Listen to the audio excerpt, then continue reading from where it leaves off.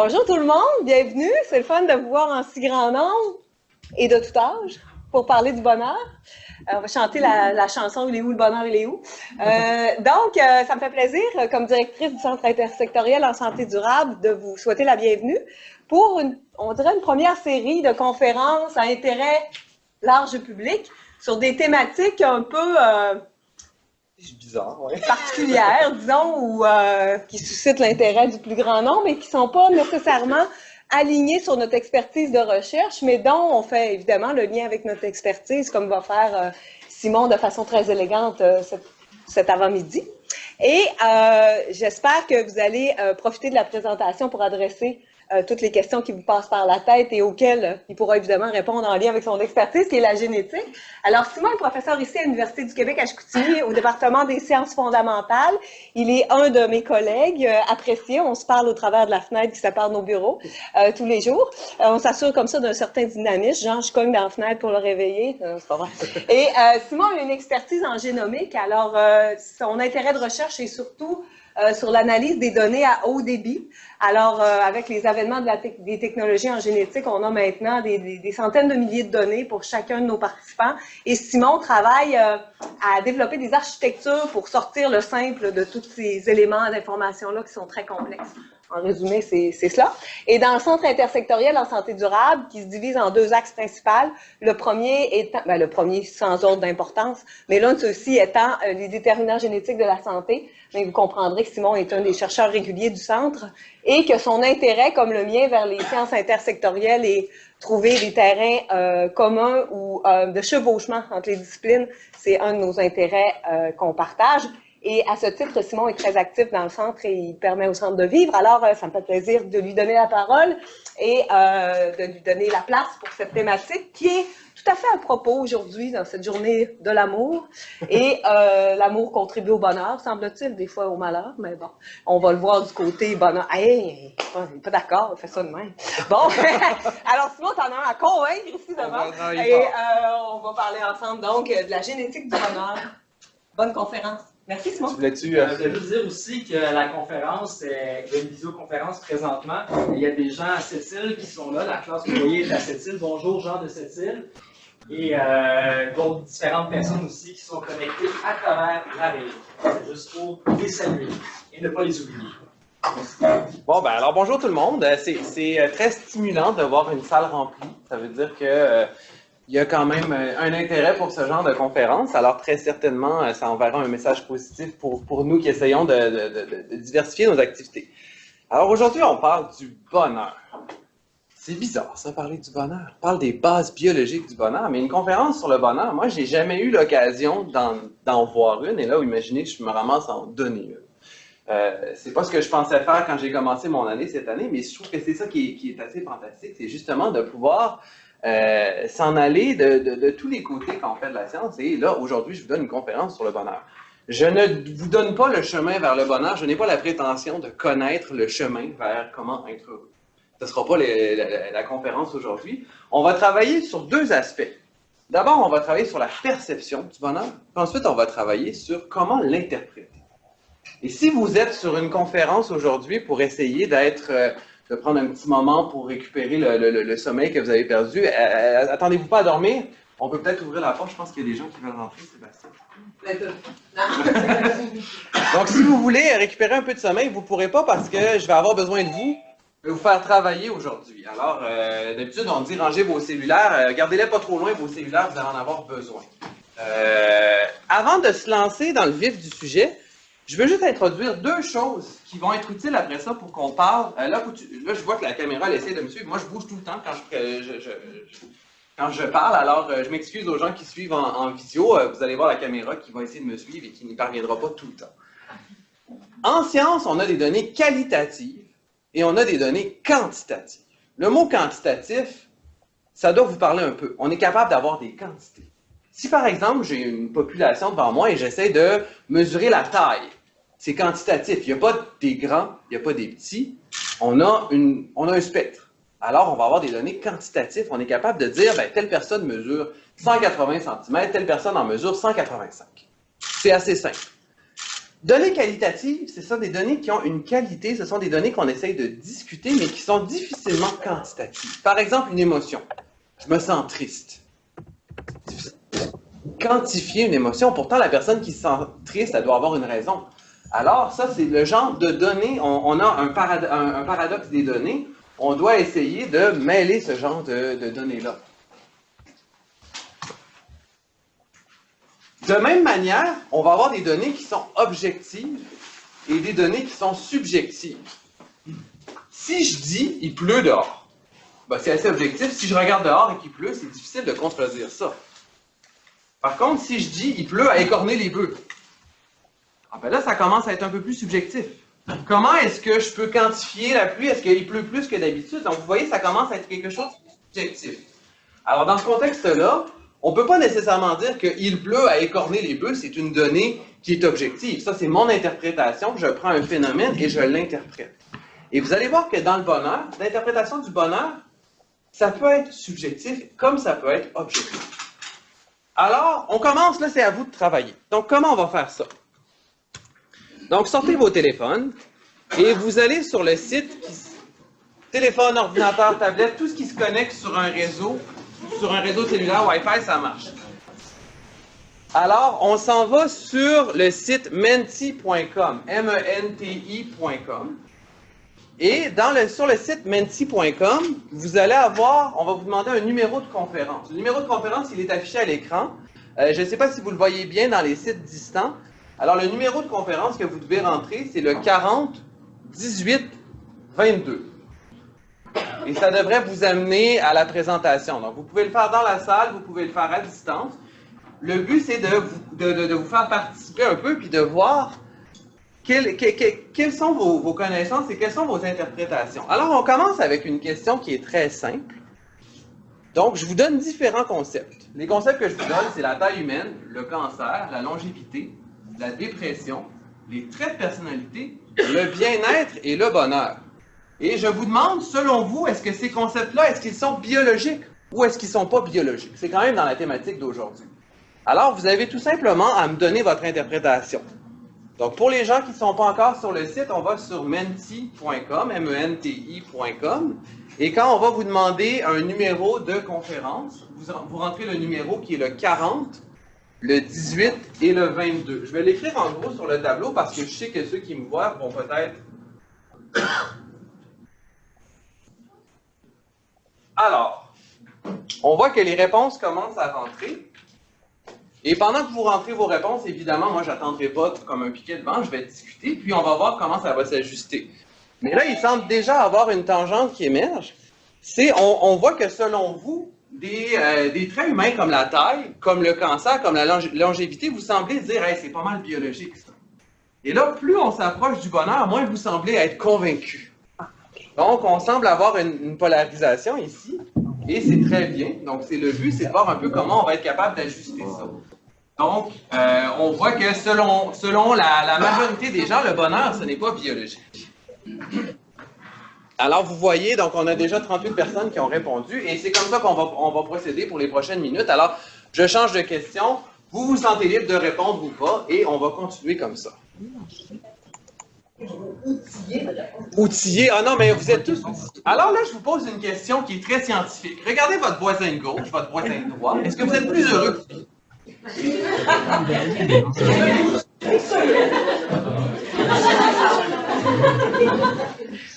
Il faut que ce soit très exact comme réponse, évidemment.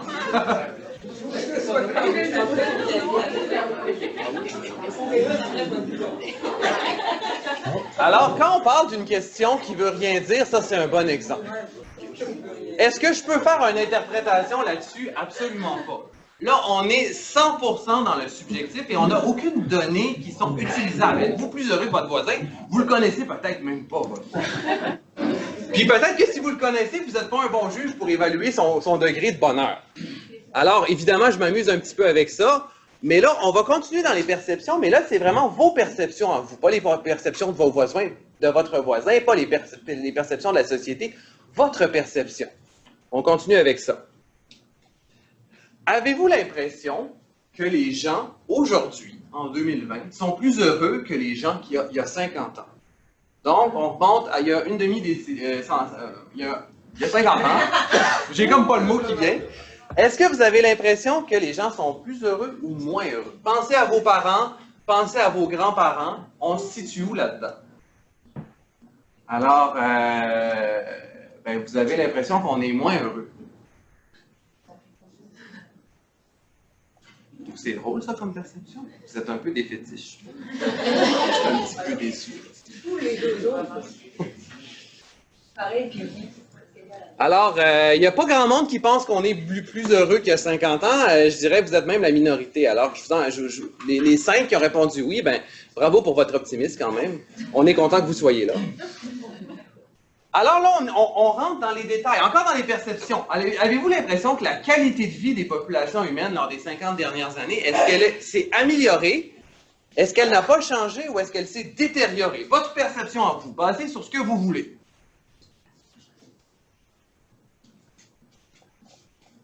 Jean-François, tu peux aller t'asseoir à côté d'Anaëlle, je pense qu'elle aimerait bien ça.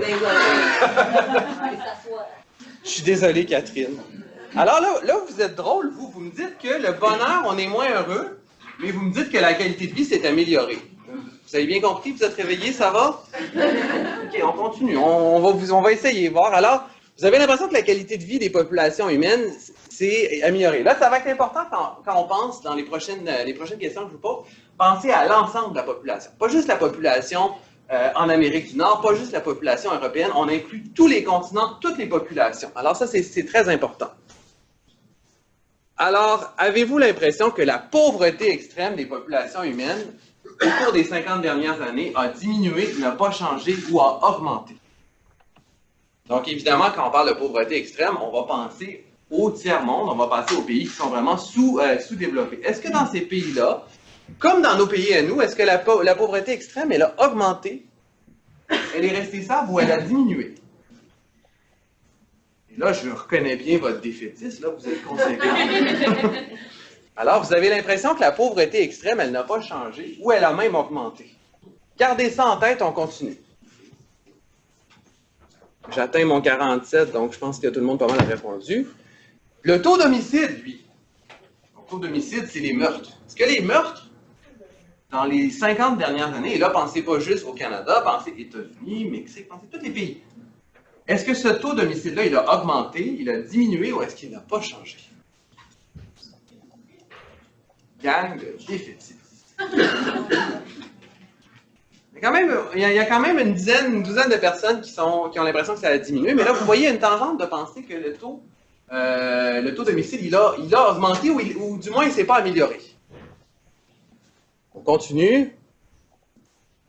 Le nombre de décès liés aux catastrophes naturelles, et ça, on en entend toujours parler dans les médias, les ouragans, les catastrophes naturelles, les volcans amenaisants. Donc, ce nombre de décès-là, est-ce qu'il a diminué, est-ce qu'il n'a pas changé ou est-ce qu'il a augmenté?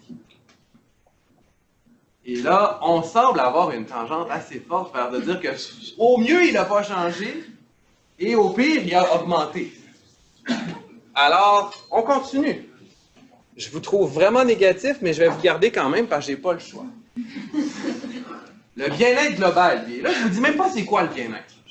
Mais je pense que le mot va vous donner des indications. Le bien-être global des populations. Est-ce qu'il, lui, il a diminué, n'a pas changé ou est-ce qu'il a augmenté?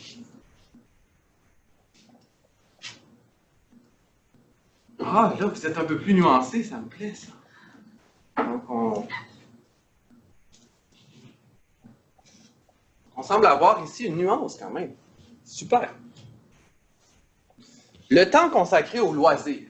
Donc là, loisir veut dire n'importe quoi qui n'est pas une obligation. Donc, écouter la télé est un loisir, aller courir dehors est un loisir.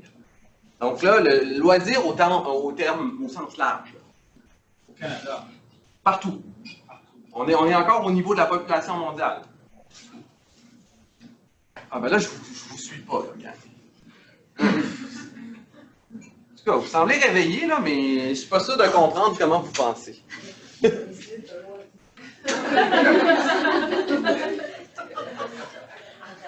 Le taux de suicide. Oh, là, ça, c'est un sujet un peu plus sensible. Le taux de suicide, est-ce qu'il a diminué? Est-ce qu'il n'a pas changé ou est-ce qu'il a augmenté? Et là, encore là, la tangente, elle est forte. Donc, votre perception du bonheur, je pense que j'arrive à pas mal ma dernière question que je voulais vous poser pour le moment. Oui. Alors, votre perception du bonheur, là, n'est pas très, très bonne. Vous êtes un peu négatif. Alors, on va regarder maintenant. Donc, tout ce que je vous ai présenté, on a parlé au niveau de votre opinion, votre perception. Maintenant, on va essayer de voir comment est-ce qu'on peut quantifier ces données-là. Je me sers d'un livre qui s'appelle Enlightenment Now, qui a été écrit par Steven Pinker, qui est un des livres que moi, ça m'a beaucoup marqué. Je ne crois pas qu'il soit disponible en français, malheureusement. Mais si jamais vous avez l'occasion d'aller dans ce livre, de lire ce livre-là, c'est un livre qui fait des interprétations sur la société humaine, mais qui sont toujours basées sur des chiffres. Et les chiffres sont très, très bien présentés. Alors moi, je me sers beaucoup de ce livre-là pour les prochaines minutes pour qu'on puisse essayer de quantifier toutes vos perceptions. Alors, je vous présente une expérience qui a été faite récemment sur ce qu'on appelle le minage d'émotions. C'est quoi ça, le minage d'émotions? Donc, c'est des gens qui ont pris le New York Times et qui sont allés chercher dans les 50 dernières années les mots qui ont un sens. Donc, un sens négatif ou un sens positif. Par exemple, si j'utilise le mot catastrophe, avez-vous l'impression que c'est un sens qui est négatif ou qui est positif? Négatif. Tout à fait. Merci. Elle a bien compris. Si j'utilise le mot meurtre, encore là, c'est un mot qui est chargé négativement. Auriez-vous une idée de mot qui pourrait être chargé positivement? Comment? Bonheur. Bonheur est chargé positivement. Comment? Oui, c'est ça. D'autres mots qui peuvent être chargés positivement. Biscuit. Biscuit. Ça peut être des pas bons biscuits, hein? C'est vrai que c'est rare. Alors, c'est ce qu'ils ont fait. Et là, ils ont pris des algorithmes informatiques qui ont pris tous les mots qui avaient été publiés dans le New York Times dans les 50 dernières années, même je pense que ça va plus que 50, on va dire 70 dernières années. Et ils ont essayé de donner une émotion globale au journal. Donc, de voir si je prends l'ensemble des mots positifs, l'ensemble des mots négatifs et je mets tout ça ensemble, quelle est l'émotion qui ressort? Et ce que vous voyez dans le graphique ici, c'est assez clair. On dirait qu'il s'est passé quelque chose dans les années 70 qui a mené à une perception qui est de plus en plus négative. On rapporte des nouvelles qui sont négatives et on dirait que ce qui nous intéresse, c'est de plus en plus les nouvelles qui sont chargées négativement. Et ça, est-ce que ça vous surprend? Pas du tout. On en entend beaucoup parler, les médias, on rapporte beaucoup les choses négatives. Alors, cette tendance-là, on semble avoir. Et là, on présente les données avec le New York Times, mais on le ferait avec un autre média. Ça serait probablement similaire. Ce que je ne peux pas vous dire, c'est si on le faisait avec un média québécois, est-ce qu'on aurait la même tangente? Ça n'a pas nécessairement été fait, ou en tout cas pas à ma connaissance. Mais ce qu'on voit aux États-Unis, c'est que le ton, il est pas mal plus négatif. Et pourtant, quand on regarde nos indices de qualité de vie, ces indices-là, ils ont augmenté quand même de manière significative. Alors, sur le graphique de gauche, c'est pas important de voir les petits chiffres. Ce qui est important de voir, c'est qu'il y a des lignes qui montent. Ça représente quoi, ça? Ça représente l'espérance de vie. Donc, l'espérance de vie à gauche, au 18e siècle, donc autour des années 1750, était d'à peu près 30 ans. À peu près, presque 300 ans plus tard, on est rendu à autour de 80 ans. L'espérance de vie, elle a monté pas mal.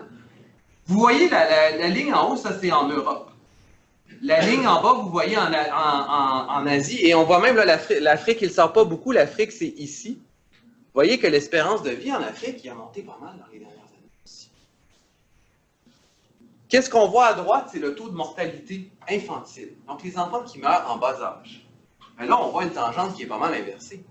Alors, les années 1750, ce taux-là, il était pratiquement 30 à 35 fois plus élevé qu'aujourd'hui. En 300 ans. Pas pire, ça, quand même. On va y aller encore plus en détail. La distribution des ressources. On parlait tout à l'heure de la pauvreté extrême. Qu'est-ce que c'est? Ça veut dire quoi, ça, pauvreté extrême? Ça se qualifie de manière assez facilement.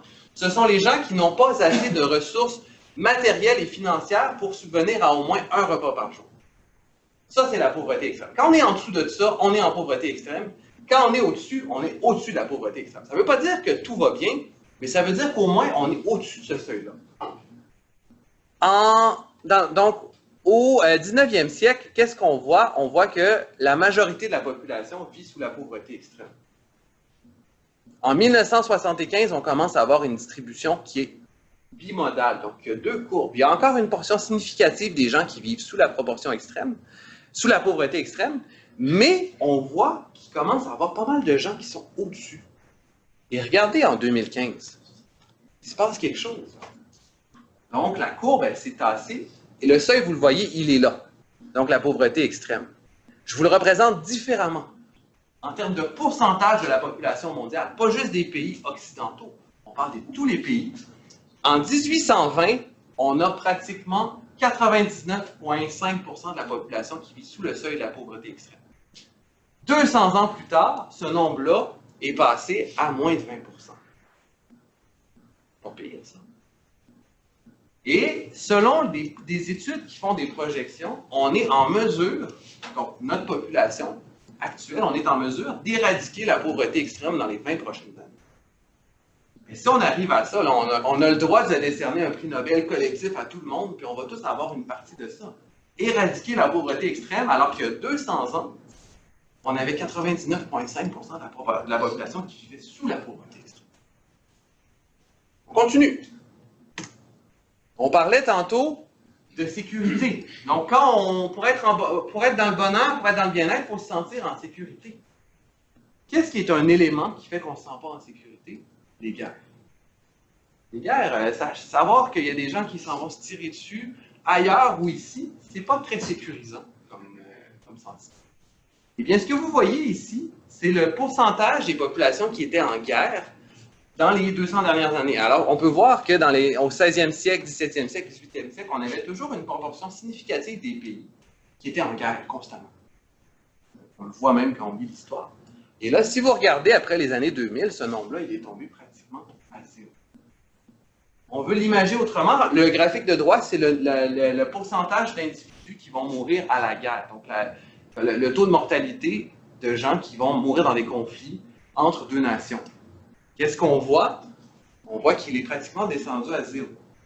Il s'est passé quelque chose, par contre. On voit que, à peu près dans les années 2010, il semble y avoir une petite flèche qui a monté. Pourquoi est-ce que vous pensez que récemment, le taux de personnes qui meurent à la guerre, qu'est-ce qui pourrait justifier ça? Les suicides dans l'armée. Non, ce n'est pas les suicides dans l'armée. Avez-vous une idée de qu'est-ce qui pourrait expliquer cette petite courbe qui est en train de monter? Oui? Non, ce n'est pas non plus le terrorisme. C'est les guerres en Syrie. C'est les guerres en Syrie. Ce que vous voyez ici, c'est dû exclusivement à la guerre en Syrie. Alors, quand on essaye de dire on est tanné d'entendre parler de la guerre en Syrie, on n'est pas encore tanné parce que juste cet événement-là, c'est ça qui a fait monter la courbe. OK, mais les guerres, c'est loin. Ça ne nous touche pas directement. À la maison, qu'est-ce qui nous touche? Ben, le taux d'homicide, le taux de meurtre, le taux d'accident.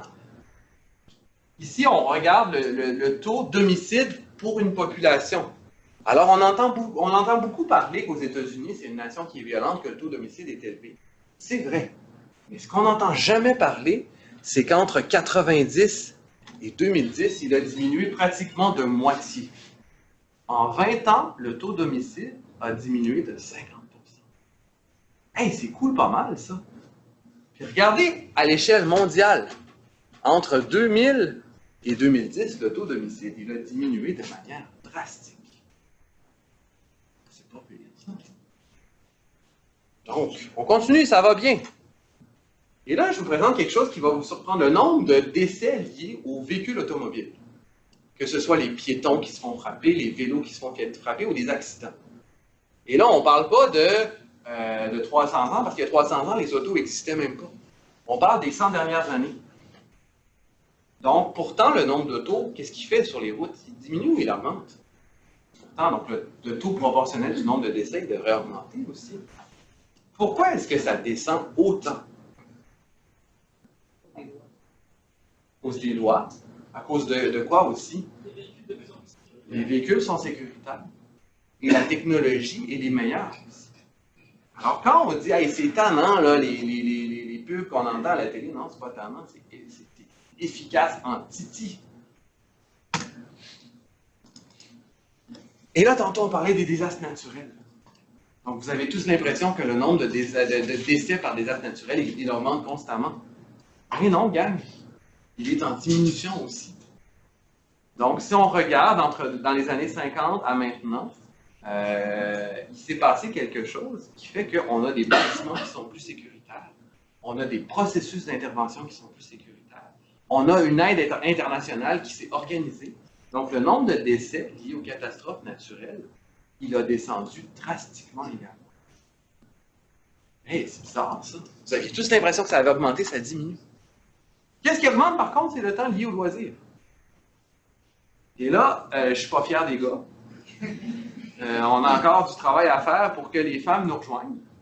Mais ce qu'on voit, c'est que ce temps lié au loisir, il augmente. Pas autant chez les femmes que chez les hommes. Alors, tous les gars de la salle, on est à la Saint-Valentin aujourd'hui. Alors, je vous donne votre mission. On essaye de s'assurer que le temps de loisir, il augmenterait de manière égale pour les hommes et les femmes. Ce serait un bel objectif. Non, c'est la population mondiale encore là, malheureusement. Alors, on compte là-dedans.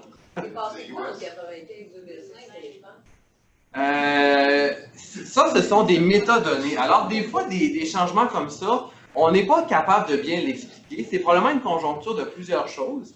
Mais effectivement, il y a quelque chose d'un peu tannant de voir que les hommes, ça a stagné, mais les femmes, ça pas juste stagné, ça a diminué. Alors, il s'est passé quelque chose, et je ne peux pas répondre aux tangentes qu'on voit. Et là, quelque chose qu'on entend souvent parler dans les médias, la solitude.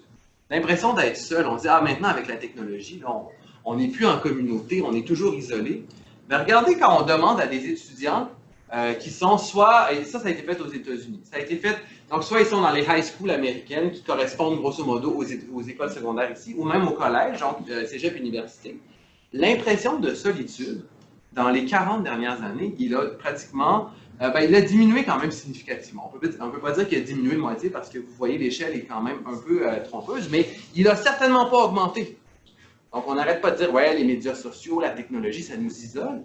Peut-être, mais la perception de l'isolement, elle diminue. Ce qui nous amène à une question que vous avez tous, mais que vous n'osez pas poser. Qu'est-ce qui s'est passé dans les 100 dernières années? Le paradoxe de Houston. Oui, merci Jean-François. Donc ça, c'est un universitaire qui donne une réponse qu'on ne sait pas. Qu'est-ce qui s'est passé dans les 100 dernières années pour expliquer tout ça? On est plus riche. Donc, est-ce que l'argent fait le bonheur? Oh! Ça a l'air que non. Donc, est-ce que tout le monde est pas mal d'accord ici? L'argent ne fait pas le bonheur? Oui. Comment? T'es pas d'accord? Ben, t'as raison de pas être d'accord parce que les données qu'on a, ça montre que l'argent fait le bonheur. Alors, ça, ce que vous voyez, là, une flèche, ça représente un pays. Et ça représente l'élévation des ressources du pays avec la satisfaction de sa vie. Qu'est-ce qu'on voit? C'est que pour chaque pays, plus le PIB, plus dans le fond, le niveau de ressources augmente par individu, ben, plus la satisfaction sur sa vie, elle augmente. Là, allez pas dire que je viens de dire l'argent fait le bonheur, puis c'est juste ça qui est important. On parle en termes de pays. Et en termes de pays, quand on compare les gens riches avec les autres gens riches des autres pays et les gens pauvres des autres gens pauvres des autres pays, c'est des tangentes comme ça qu'on est capable de voir. Et vous voyez que c'est toujours une tangente qui est vers le haut. Donc, l'argent fait le bonheur, on a plus d'argent, on devrait être plus heureux. Qu'est-ce qui se passe avec le taux de suicide? Ça ne bouge pas. OK, là, je vais arrêter ma conférence ici, je pense. Là. On vient de voir que tous les indices du bonheur augmentent. Le taux de satisfaction des gens de leur vie augmente. Et là, j'en ai présenté que quelques-uns. Je pourrais passer 2 heures à vous présenter des indices du bonheur qui augmentent. Pourtant, le taux de suicide, lui, il reste stable. What the fuck? Comment on peut expliquer ça, vous pensez? Est-ce que ça se pourrait qu'il y ait une part du bonheur qui ne soit pas liée à l'environnement et aux conditions de vie? Ça se pourrait-tu, ça? Là, vous me voyez venir. Évidemment, vous connaissez le titre de la conférence. Ça se pourrait-tu? Ben oui, ça se peut qu'il y ait des bases biologiques au bonheur. Et des bases biologiques, c'est quoi? On y va rapidement parce qu'on n'a pas besoin de rentrer dans les détails. Moi, je suis généticien, je travaille sur le génome, je travaille sur les gènes, je travaille sur l'ADN. C'est quoi ça, les gènes, l'ADN, le génome, c'est les plans. Donc, tout ce que vous êtes aujourd'hui, c'est codé dans vos plans, dans votre génome. Donc, vous avez probablement tous déjà vu des plans d'architecte, c'est beau, puis tout est bien détaillé. Et une fois qu'on a des plans, qu'est-ce qu'on doit faire? Il faut construire. Pour construire, ça prend quoi? Ça prend du matériel, puis ça prend des gens qui font la construction. Si on n'a pas ça, on a beau avoir des bons plans, on n'ira pas loin. Donc, si on a des bons plans, on se ramasse avec un beau bâtiment. On est content. Des fois, il y a des petites erreurs dans ce plan. Ça donne des situations pas tout à fait souhaitables. On dirait qu'on aurait dû y penser un petit peu plus. Des fois, par contre, il y a des erreurs qui sont un petit peu plus tannantes, qui vont avoir des effets qui peuvent être pas mal plus dramatiques. Alors, dans vos plans, dans votre génome, ben c'est ça qui est inscrit. Chacune des cellules de votre corps, elle a un rôle à jouer. Puis pour jouer son rôle, elle n'a pas le choix d'aller voir dans ses instructions, dans son plan. Et quand on parle de base biologique, ben c'est ça. C'est la manière dont chacune des cellules va interpréter ces instructions. Puis là, chacune des cellules peut les interpréter différemment, ces instructions-là. Mais c'est ça qui, au final, va déterminer qu'est-ce qui cause certaines maladies, qu'est-ce qui cause certains traits, pourquoi il y a des grands, pourquoi il y a des petits. Et pourquoi il y a des gens qui sont heureux, pourquoi il y a des gens qui ne sont pas heureux. Ça pourrait être en partie à cause des bases biologiques. Donc, pour vous donner une idée, puis pour vous montrer à quel point je travaille fort dans la vie. Alors, si on prenait le génome d'un individu ici, puis qu'on l'imprime dans des bottins téléphoniques, ça ressemblerait à ça. On remplirait la pièce ici à mi-pièce de bottins téléphoniques, et ça, c'est le génome d'un des individus. Chacune des lettres est importante, mais l'ensemble, ça couvrirait la pièce ici. C'est gros en titi, un génome. Et donc, remplissez, si on veut étudier chacune des personnes ici, ben, il va falloir qu'on ait plusieurs pièces pour étaler tous ces génomes-là. Alors, quand on fait des études sur les bases biologiques, ben, qu'est-ce qu'on regarde? On regarde le génome des individus pour essayer de trouver, y a-t-il des choses qui pourraient expliquer un concept, un trait, une maladie? C'est ça qu'on fait, nous. Pour le bonheur, pensez-vous que dans tous ces bottins téléphoniques-là, il y aurait une seule lettre qui va coder pour le bonheur? Ça serait un peu simpliste de penser ça. Puis d'ailleurs, c'est pas ça non plus qu'on va avoir. Pour faire des études sur la génétique, on va souvent avoir besoin des humains. Parce que si je n'ai pas d'humains, moi, je ne fais pas grand-chose avec mon génome. On va travailler beaucoup sur les jumeaux. Pourquoi on travaille sur les jumeaux, vous pensez? Ils sont identiques génétiquement. Alors, on va regarder des jumeaux. On va dire, par exemple, j'ai une paire de jumeaux qui sont identiques. J'en ai un qui va souffrir d'une maladie et l'autre ne souffre pas de la maladie.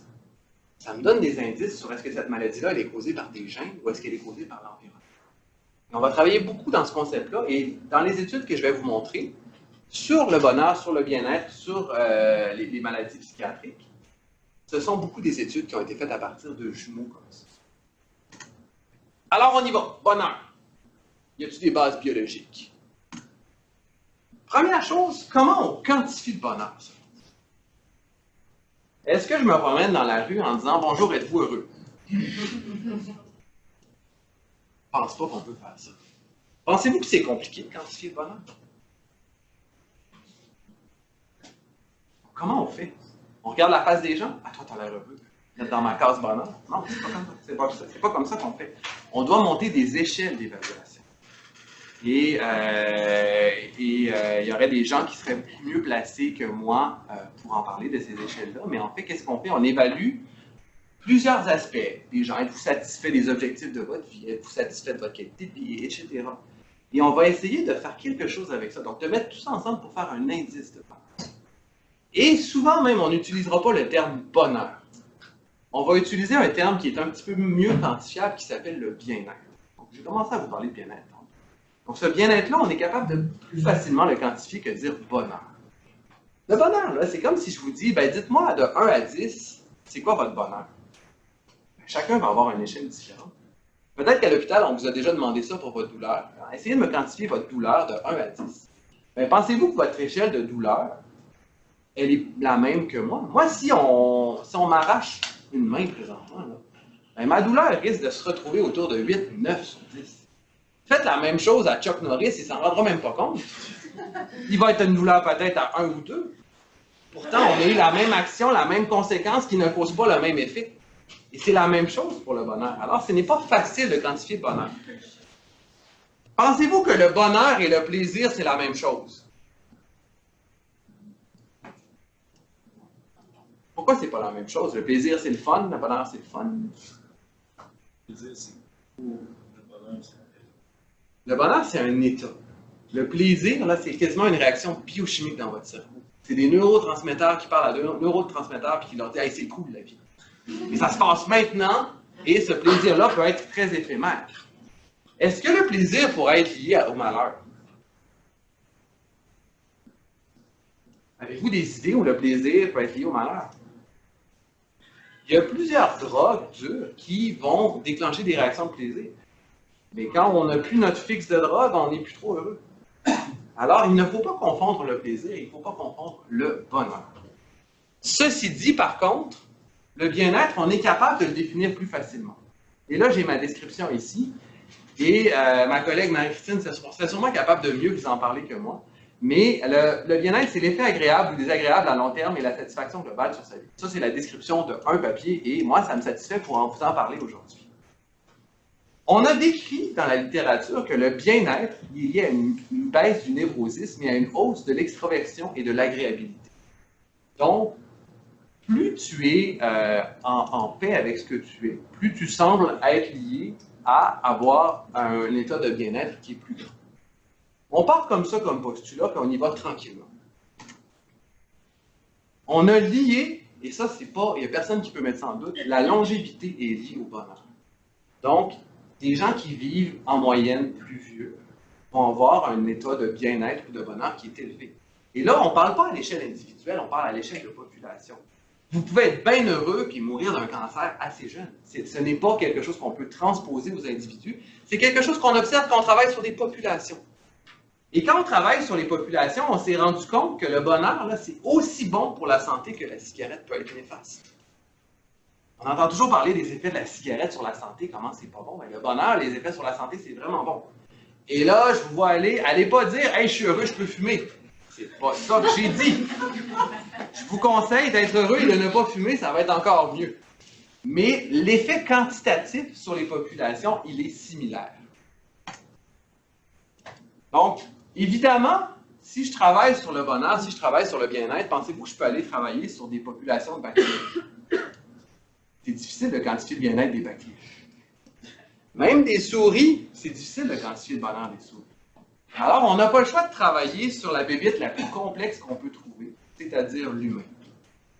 Mais on a des gens qui ont fait des études qui sont extraordinaires, qui ont permis de faire des conclusions comme ça. Alors, on a mesuré le bien-être chez les humains. Et comme je l'ai dit plusieurs fois, le bien-être peut être dérivé avec la satisfaction présente, la satisfaction générale, le contrôle sur sa vie. Ce n'est pas toujours la même échelle qu'on va prendre, mais ça se ressemble. Le bien-être possède des causes génétiques. Ça, c'est la première conclusion qu'on peut faire. Alors, il y a une partie du bien-être qui repose sur des bases biologiques, sur des bases génétiques. Comment on a fait? On a regardé des études de jumeaux. Donc, ce que je vous ai montré tout à l'heure, on est capable de voir que ce bien-être-là, il est en partie lié à la génétique. On a été capable d'aller plus loin et de montrer que les causes génétiques du bien-être sont celles qui vont être liées au névrosisme et la satisfaction globale. Évidemment, le névrosisme, on parle d'une corrélation qui va être inverse. Et pour la satisfaction, c'est directement proportionnel. Ce qui est logique. On n'est pas en train de réinventer la roue ici. Et on a montré qu'évidemment, il n'y a pas un seul gène du bonheur. Alors, soyez assurés, ce n'est pas une question de t'as le gène, t'es heureux, t'as pas le gène, t'es pas heureux. C'est beaucoup plus compliqué que ça. Pensez que quand vous travaillez sur des humains, il y a plusieurs choses que vous êtes capable d'observer. Quand je travaille sur des humains, je peux facilement voir, je travaille sur des hommes, je travaille sur des femmes, je travaille sur des gens qui sont âgés, je travaille sur des gens qui sont moins âgés, je travaille sur des gens qui sont grands, je travaille sur des gens qui sont moins grands. Ça, assez facilement, je suis capable de l'observer. Par contre, il y a plein de choses que je ne suis pas capable de mesurer. Et si je ne pense pas à le demander ou à essayer de l'investiguer, je ne serai pas nécessairement capable de l'inclure dans mes analyses. Alors, ce que je fais comme étude, ce sont toujours des études que je vais rapporter, mais qui ne seront jamais parfaites et qui ne seront jamais capables de tout prendre en compte. Alors, on ne peut pas travailler sur toutes sortes de modèles, mais ce qui est assez cool, c'est qu'on a été capable de travailler sur les grands primates pour voir un peu est-ce qu'on est capable d'observer la même chose qu'on voit chez les humains. Alors là, quand on parle de grands primates, on va parler entre autres de chimpanzé, qui est un des grands primates qui est le plus proche de l'être humain. On va parler aussi d'orang-outan. Et savez-vous quoi? On a été capable de quantifier le bien-être chez des chimpanzés et des orang-outans. Et là, ça vous fait sourciller un peu, mais essayez de vous mettre dans la peau des gens qui ont fait ces études-là. Moi, je travaille sur une population d'orang-outans, puis je vais aller quantifier leur bien-être. Ce sont des études qui sont titanesques, juste pour monter le protocole d'expérimentation, et juste après ça, pour le mettre en application, puis voir est-ce que je peux le transposer. Donc ça c'est des études à la base qui ont l'air un petit peu nono, mais ce sont des études qui, moi, ça me fascine à quel point on a été capable de mettre sur pied un protocole expérimental pour vérifier ça. Et savez-vous quoi? On a trouvé à peu près les mêmes choses que chez l'humain. Pourtant, avec des échelles du bien-être qui sont bien propres aux primates. Alors, chez les orang-outans et chez les chimpanzés, le bien-être est également lié à une baisse du névrosisme, à une hausse de l'extroversion et de l'agréabilité. Alors, tous des traits de personnalité, quand vous pensez qu'ils peuvent être bien concordants avec le bonheur. Chez les orang-outans, on a aussi vu que le concept de personnalité. Alors, quel genre de personnalité, quel genre de trait de personnalité tu auras? Chez les orang-outans, ce trait-là, c'est génétique. Presque autant que chez les humains. C'est fascinant, là. Donc, on a séquencé les génomes d'orang-outans. On a évalué leurs traits de personnalité et on a vu que ça, c'est lié à la génétique. Et une des conclusions qui, moi, me fascine le plus, c'est de dire chez les orang-outans, le concept de bien-être présente un chevauchement avec la personnalité, mais beaucoup moins que chez les chimpanzés que chez les humains. Alors, plus on va dans l'évolution des grands primates, plus le bien-être est lié avec les traits de personnalité. Alors, on voit que l'humain est une bébête qui est compliquée, mais on n'est pas unique dans notre genre. Et les conclusions qu'on a faites, entre autres chez l'humain, on a été capable de les répliquer chez les primates. Ça veut dire qu'on n'est pas tout seul dans notre bord. Alors, on revient chez les humains. Si on veut voir, comme je vous ai dit, si un concept est génétique et biologique, on fait des études dans les jumeaux, on fait des études dans les familles, puis on essaie de voir qu'est-ce qui est héritable là-dedans. Donc, qu'est-ce qui est héritable? C'est qu'est-ce qui va vous être transmis par vos parents. Tantôt, quand je vous ai demandé, avez-vous l'impression que le cancer, c'est biologique, vous avez presque tous répondu oui. Si je vous demandais pour la majorité des maladies, je pense que vous me répondriez tous oui. Alors, si mes parents sont prédisposés à une maladie, moi, je suis prédisposé à cette maladie-là. Et on le voit, il y a des familles où on peut dire, ah oui, moi, il y a 4-5 personnes dans ma famille qui sont décédées du cancer du sein. Moi, j'ai plusieurs personnes qui ont eu de la démence. On le voit, ça, dans les familles. Donc, pensez-vous que si on fait le bien-être et le bonheur, pensez-vous qu'on va voir ça aussi? Et ça, c'est une question qu'il y a beaucoup de scientifiques qui ont tenté de répondre. Et ce qui est assez fascinant encore là, c'est que les données convergent tous. Alors, vous voyez ici comment on interprète ce graphique-là. Alors, si le bonheur, il était entièrement causé par l'environnement, on aurait des points qui seraient ici. Si le bonheur, il était entièrement causé par la biologie, les points seraient en haut, là. Donc, où est-ce que les points ils se retrouvent? Pas mal entre les deux. Donc, il y a une part environnementale qui est très importante et il y a aussi une part biologique qui est très importante. Alors, qu'est-ce qu'on est capable de dire? Après ça, on est capable de comparer ça avec des traits qu'on a étudiés encore plus. Alors, il y a Catherine ici. Catherine, elle travaille sur l'asthme. L'asthme, c'est héritable. Ben, le bien-être, le bonheur, c'est autant héritable que l'asthme. C'est autant héritable que plusieurs maladies complexes. Donc, comme le diabète. Le diabète, si on devait le mettre sur le graphique, il tomberait à peu près à la même place. Alors, les prédispositions génétiques pour le bonheur, pour le bien-être, ben, ça ressemble à plusieurs traits complexes. Et Catherine ne vous dira jamais « Ah, l'asthme, c'est 100% génétique », parce qu'elle sait très bien que ce n'est pas le cas. Eh bien, c'est la même chose pour le bien-être. Ce n'est pas 100% génétique, ce n'est pas 100% environnemental. Ça tombe bien entre les deux. Alors, c'est quoi la bonne nouvelle? Ça veut dire que même si vous avez des petites prédispositions pour être moins heureux, ben, ça ne change pas grand-chose au final sur des points de vue individuels. Rappelez-vous qu'on travaille au niveau des populations ici. Mais sur les bases biologiques du bonheur, ça veut nous dire que oui, il y a quelque chose ici. Et non seulement il y a quelque chose, et là, vous n'avez pas besoin de comprendre les graphiques. Qu'est-ce que je vous montre ici? Je montre qu'on a été capable de trouver des gènes du bonheur. Alors, ça s'appelle, la conférence d'aujourd'hui, ça s'appelle les gènes du bonheur. Bien, des gènes du bonheur, il y en a et on les connaît. Et on est en train de travailler sur ces gènes-là. Pourquoi vous pensez que ça peut être intéressant de connaître des gènes du bonheur? Ben oui. Et on va revenir tantôt là-dessus. Donc, quand on veut comprendre quelque chose, des fois, on va étudier juste un aspect. Donc, si je veux comprendre la dépression, je vais étudier des gens qui sont dépressifs. Mais c'est juste une part de l'étude qu'on peut faire. On peut aller voir ailleurs.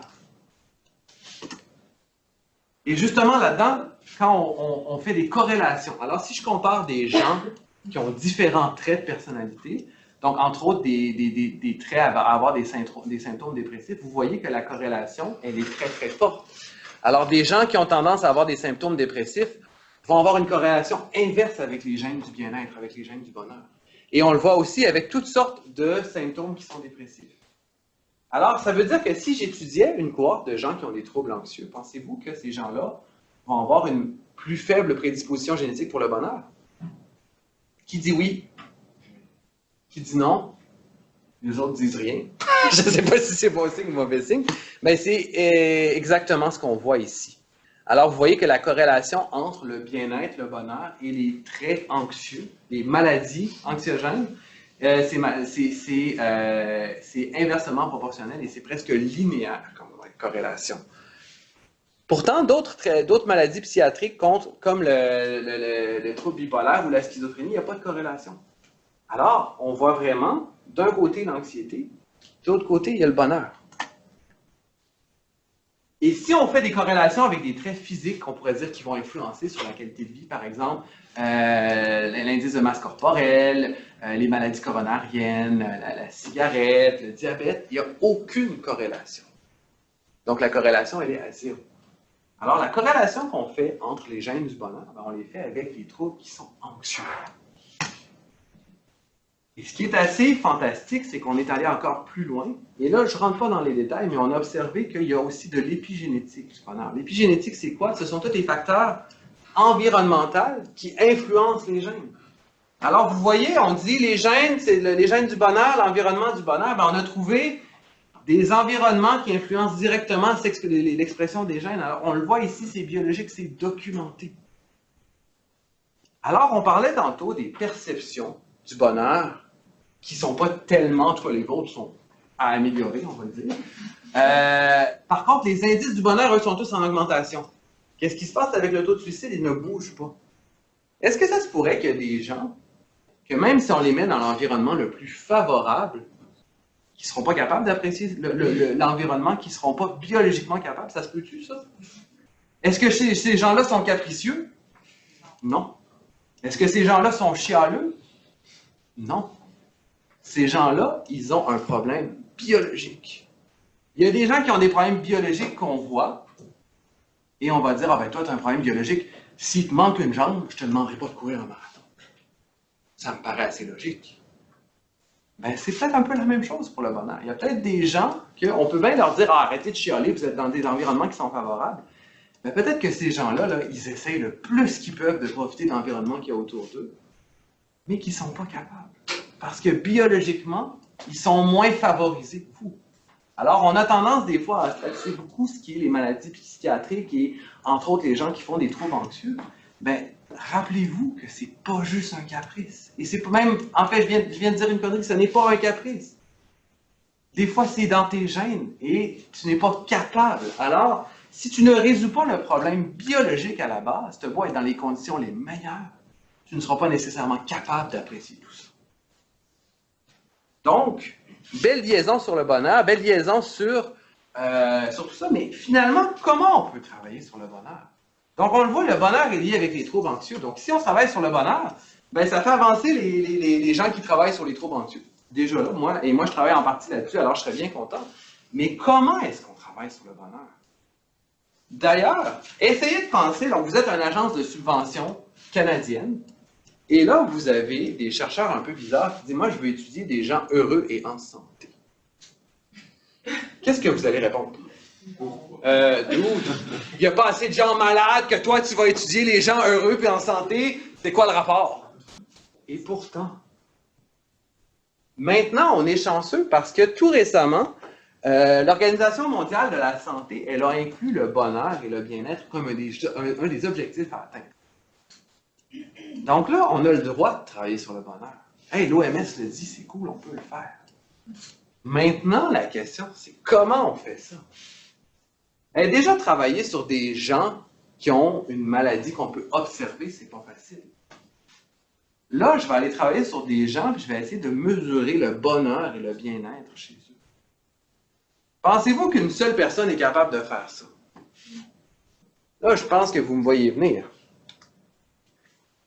Si je suis tout seul, avec ma trompette, dans ma disciplinarité, là, je ne serai pas capable d'aller loin avec ça. Je vais avoir besoin d'autres personnes. Moi, je suis un généticien. Je travaille sur des gènes. Moi, pour moi, les patients, là, c'est des petits liquides dans des tubes. C'est ça mon contact avec la majorité de mes patients sur lesquels je travaille.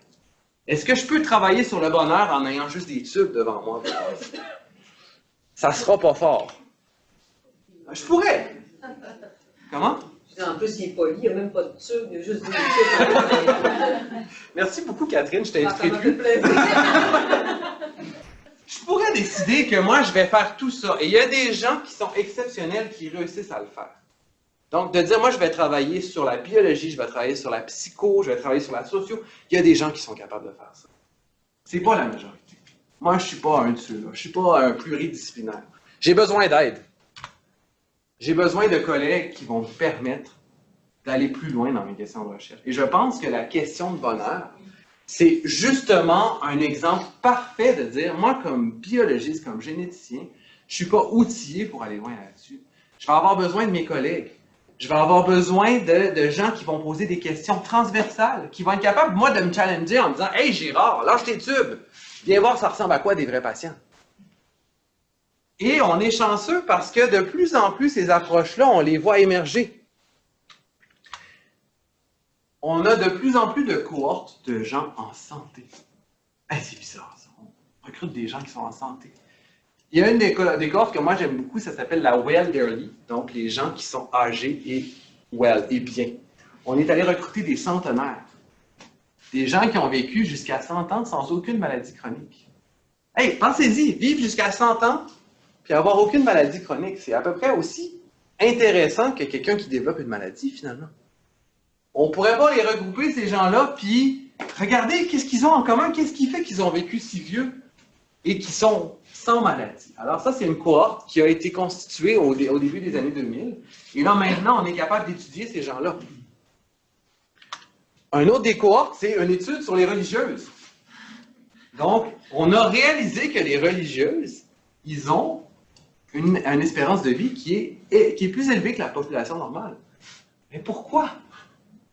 Et là, ce qui est intéressant sur les religieuses, c'est certainement pas juste à cause de ton génome. À moins qu'il y ait un gène de devenir religieuse. Je penserais pas. Alors là, on travaille sur des gens qui ont eu des modes de vie qui sont un peu différents, qui ont été exposés de manière un peu différente à des causes environnementales. Et on est capable de voir qu'est-ce qui fait qu'on est capable d'avoir une espérance de vie qui est prolongée. Un peu plus proche de chez nous, on a la biobanque qui s'appelle Carthagène. Carthagène, ils ont recruté des gens. Et là, ils n'ont pas demandé aux gens, avez-vous des... En fait, ils n'ont pas recruté des gens sur la base des maladies. Ils ont recruté des gens entre 40 et 60 ans, qui étaient dans la population générale. Et on est en train de faire une cohorte populationnelle avec ça pour qu'on puisse étudier la population dans son ensemble. Il y a peut-être même des gens ici qui font partie de Carthagène. Alors, c'est une cohorte qui est populationnelle. C'est un outil qui est disponible à tous les chercheurs académiques. Et ça nous permet de poser des questions transversales. Et finalement, la petite plug un peu d'autopromotion, ben, on est chanceux parce qu'à l'UQAC, on a un centre qui nous permet d'avoir des objectifs comme ça. On a un centre intersectoriel en santé durable. C'est pas un centre qui ça fait 20 ans qu'il existe, c'est un nouveau centre, mais on est en train de changer un peu le paradigme dont on fait, de la manière qu'on fait la recherche. On essaie de dire, d'habitude, là, moi, mes collègues qui travaillent en psycho, en socio, on m'aurait dit, oh, parle-leur pas trop, là, concentre-toi sur tes affaires.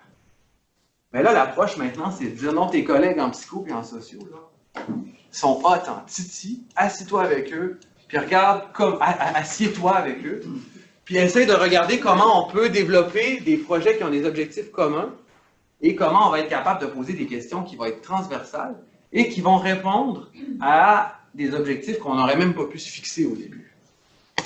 Alors, j'ai fini. Je vous ai parlé du bonheur, je vous ai parlé de bien des choses aujourd'hui. J'espère que j'ai changé un peu votre perception sur certaines choses. Et sur ce, je vous souhaite une excellente Saint-Valentin. J'espère, si vous avez des questions, on peut faire des questions un peu.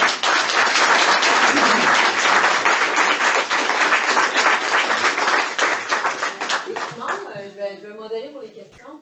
La première ici, la deuxième là, la troisième là. Oui, c'est quoi la première? Bon, je suis certain que tu as fait exprès pour te faire poser une question là-dessus. Le lien entre la première partie et la deuxième, ce qui m'apparaît assez évident, facile peut-être, si on veut dire, c'est le lien entre l'anxiété, bon, Oui. qui peut être codé génétiquement, mais aussi l'environnement anxiogène. Et donc, c'est une voie pour moi aussi qui ne touche pas comme telle la génétique, mais qui est très, très importante. On a un environnement anxiogène, malgré les données, malgré les faits. Les gens ont l'impression de vivre dans un environnement qui est stressant psychologiquement.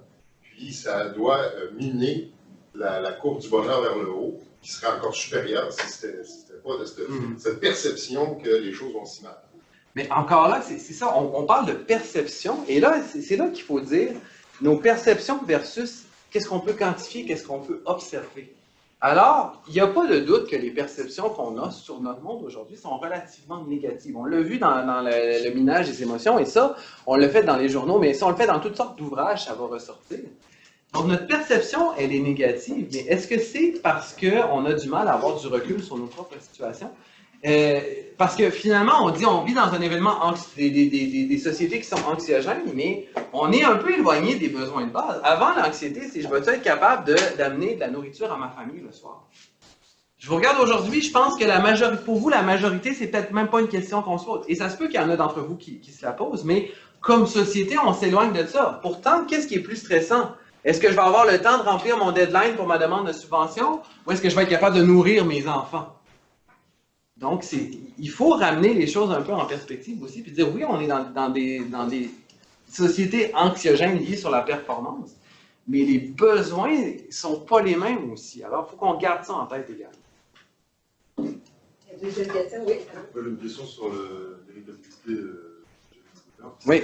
Dans le sens où, comme au cours, etc., si on a une population qui est isolée, on peut avoir un gène qui sera fixé par rapport aux autres, etc. Oui. Mais est-ce que du coup, on pourra avoir sur une longue période de temps une fixation d'une population qui serait malheureuse et du coup, on aurait au final une population qui serait plus disposée à être malheureuse? Toi, tu es en train d'étudier pour ton examen d'évolution lundi prochain?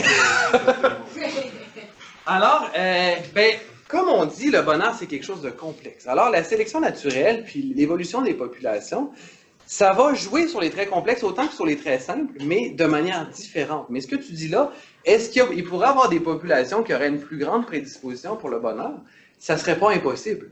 En autant que ça, ce soit, donc, c'est quoi le postulat de la sélection naturelle? C'est de dire qu'il faut que ce soit transmissible. Et là, je m'excuse, je fais de l'enseignement des étudiants, mais ça fait partie de ma job aussi. Si c'est héritable et que ça peut changer la manière dont tu vas te reproduire, oui, ça pourrait rentrer. Et donc, ça serait intéressant de voir, est-ce que dans des populations isolées, on a des indices de bonheur qui pourraient répondre un peu différemment. Et là, on pourrait faire exactement ce genre d'études.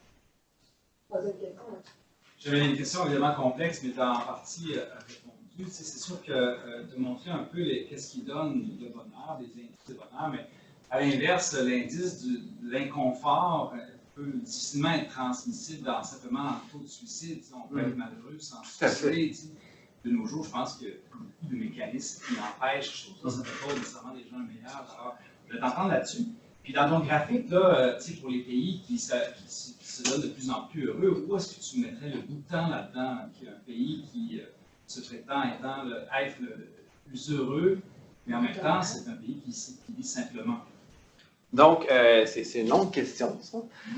Pour le Bhoutan, je ne peux pas répondre parce que il faudrait voir dans ce genre de données, est-ce qu'il se présente là? Et tu as tout à fait raison. Moi, dans le cadre un peu éditorial de la conférence d'aujourd'hui, j'ai choisi de parler juste du taux de suicide parce qu'on pourrait parler de ça pendant des heures. Et là, je vais citer ma collègue Marie-Christine qui a dit quelque chose que j'ai trouvé vraiment intéressant et peut-être que tu pourras rajouter quelque chose. Donc, tu nous parlais que il y a des gens qui sont malades et heureux, mais il y a des gens... Donc, l'état de santé n'est pas nécessairement lié. Peut-être que tu veux commenter un peu plus là-dessus, parce que j'avais trouvé ça vraiment intelligent, ce que tu avais dit l'autre fois. Puis, je ne suis pas capable d'être aussi intelligent. En fait, c'est un modèle théorique de la santé, qui est le modèle de Case, je pense, l'auteur, qui dit, en fait, parle, comment dire, rapidement, il fait un axe, en fait, maladie, non-maladie. Puis il fait un autre axe, en fait, perpendiculaire, qui est l'axe du bien-être. Donc, on a un état de bien-être ou un état de malaise. Donc, on peut être, en fait, l'état optimal, c'est d'être en bonne santé, donc non malade et état de bien-être.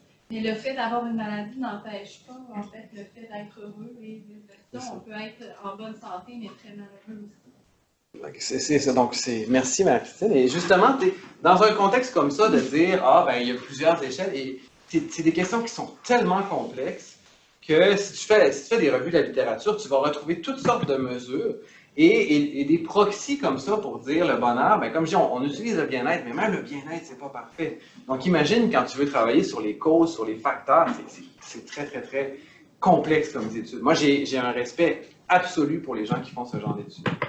Très belle conférence. Oui. Frédéric en premier, Martin en deuxième, et moi, ce sera la dernière question. Dans le fond, là, on a vu qu'il y avait beaucoup de liens entre les traits anxieux, la dépression et le fait de ne pas être heureux, mais on peut quand même être dépressif, anxieux et heureux. Tout à fait. Et c'est justement, ça va avec ce qu'on dit, c'est que ce ne sont pas des facteurs d'exclusion. Et quand on parle de facteurs de risque, c'est pas parce que tu as un facteur de risque que tu vas l'avoir. Moi, un exemple que j'aime beaucoup donner, vous l'avez sûrement déjà entendu, si je me fie à mes facteurs de risque sur mon génome à moi, je suis prédisposé à la calvitie. So far, so good. Ah, t'es trop jeune. Alors, donc, ce ne sont pas des facteurs d'exclusion et ce ne sont pas des facteurs de cause à effet non plus, ce sont des facteurs de risque, des facteurs de susceptibilité. Oui, Barca? Pour les gènes de bonheur qui ont été identifiés, c'est combien de gènes? Ça code pour quelle voie pathologique? Est-ce que c'est des voies pathologiques qui sont impliquées dans l'anxiété ou dans la dépression? Tout à fait. Alors, ce sont tous des voies biologiques qui ont déjà été impliquées dans l'anxiété. Mais encore là, quand on regarde les gènes seuls, évidemment, ce sont des gènes souvent qui vont coder pour des gènes qui sont exprimés dans le cerveau, qui vont coder pour des gènes souvent qui vont avoir un rôle à jouer au niveau de la synaptogénèse. Mais après ça, c'est difficile de prendre tout ça et faire une globalité. Mais oui, la majorité des gènes qui ont été vus au niveau de la génétique du bonheur sont des gènes qui ont déjà été impliqués dans les troubles anxieux. Okay. C'est combien de gènes?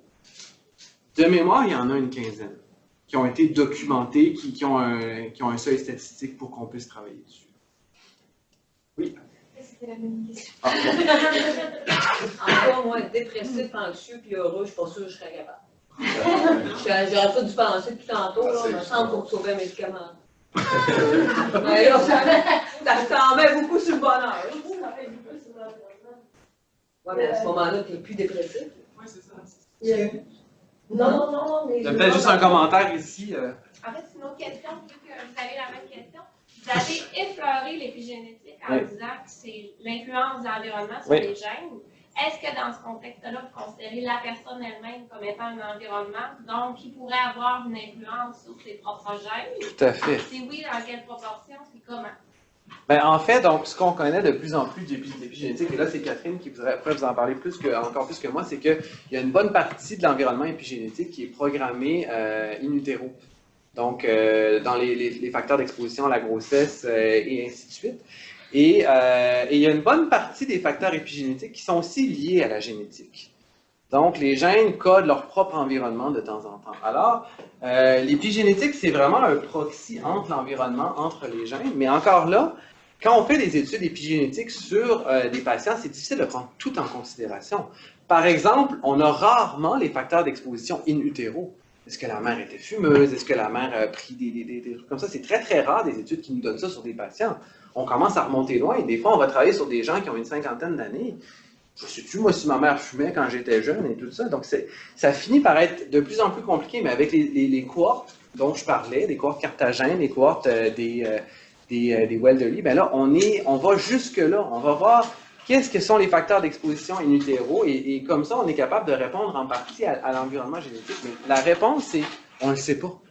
Parce qu'on n'est pas rendu encore assez loin dans notre compréhension de l'expression des gènes puis de la régulation. Un jour, pour ce qui est, excuse-moi, si je peux me permettre, pour ce qui est de la part qui nous revient, bien évidemment, c'est une proportion qui est difficile à définir en termes de pourcentage. Mais il y a une chose qui est sûre, c'est qu'on est partie prenante de notre état de santé global, puis qu'on a quelque chose à faire en termes de prévention pour notre santé. Puis ça, c'est une éducation qui, moi, je pense, on doit faire à partir du bas âge, le plus tôt possible. On ne doit pas responsabiliser complètement l'individu pour sa santé, dans le sens c'est pas de sa faute et arrange-toi, c'est pas ça que je veux dire. Mais on doit prendre conscience qu'on fait partie de toute cette portion environnementale-là, qui est dans le fond les facteurs modulables pour notre état de santé, puis qui est la tranche dans la pointe de tarte, si on séparait ça, la plus importante. Ce qui nous arrive en génétique, c'est non modulable, et puis c'est un peu la loto de la génétique, puis la forme d'injustice biologique, comme Simon nous montrait dans ses construits au départ, mais tout le reste, c'est quelque chose sur lequel on peut interagir et intervenir personnellement, mais aussi en termes de société. Alors, comment on accompagne les gens, comment on fait de l'éducation par rapport à sa santé, puis comment on offre des services qui sont plus globaux, qui sont plus inclusifs, puis qui amènent une diminution de cet état anxiogène-là, de notre santé, de notre perception, puis pour les individus, pour mieux les accompagner, de sorte à ce que les gens soient outillés pour justement faire face à des événements qui sont... Puis c'est vrai qu'il y a des paramètres qu'on ne peut pas changer, mais il y en a beaucoup qu'on peut changer. Puis en termes collectifs, ben, on peut s'arranger pour avoir un meilleur environnement possible. Alors, l'individu, oui, peut, on le sait, là, la littérature le montre, faire de l'exercice physique, c'est bon pour ta santé psychologique, ton bonheur. Moi, si j'en fais pas, je rends tout le monde malade. Donc, ça, c'est clair que c'est bon. Bien manger, c'est bon. Avoir... Simon nous l'a montré au départ, qu'est-ce que ça prend? Ça prend du matériel, ça prend... Bien, le matériel que tu mets dans ton organisme a une importance aussi. Alors, c'est toutes les dépendances, toutes les problématiques, la mauvaise nutrition, les mauvais choix, mais il y a aussi tout l'environnement, toute la qualité de vie que tu as dans ton environnement, dans les systèmes de valeurs, les schèmes qu'on a, l'aspect d'être inclusif envers les gens, d'avoir conscience qu'on n'a pas toute la même équité génétique, mais aussi sociale. Puis de s'assurer de développer des mécanismes puis des environnements qui sont favorables, bien ça va convenir au meilleur bonheur du plus grand nombre. Même s'il y en a que ça a l'air qu'on ne peut pas éviter, si on peut bien les accompagner. Je fais un pont un peu avec la question de Mathieu. Ça n'a pas augmenté, mais parce qu'il y en a quand même beaucoup, mais on ne peut pas juste quantifier avec le suicide, mais on voit quand même que tout ce qu'on fait pour la prévention du suicide, la promotion, l'accompagnement des gens, toutes ces organisations-là, ça a quand même un certain impact. Puis avec ce qu'on étudie, les données qu'on a, ben, on peut peut-être mieux développer des environnements encore. Mais d'avoir une sensibilité par rapport à ça, comme Simon nous l'a dit, il y a des gens, tu aurais le goût de dire « Hey, botte-toi le cul, puis arrête là. » Ben ouais, mais il y en a que la problématique, elle est fondamentale. Fait qu'il faut avoir cette sensibilité-là sans... ça ne veut pas dire qu'il ne faut pas encourager les gens à aller de l'avant, mais en ayant cette sensibilité-là, ben, on est peut-être des meilleurs accompagnés. Revivre les approches intersectorielles ensemble.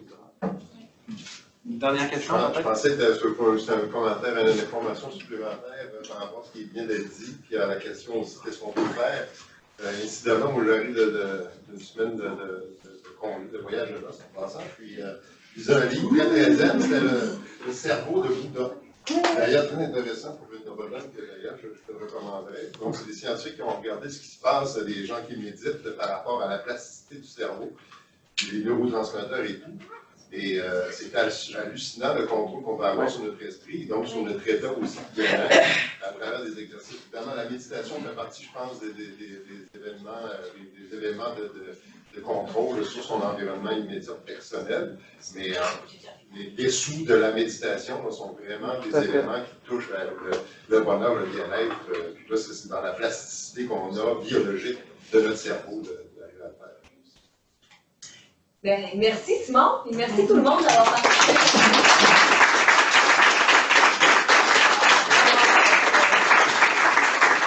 Merci d'avoir fait de notre première conférence grand public un succès, espérant pouvoir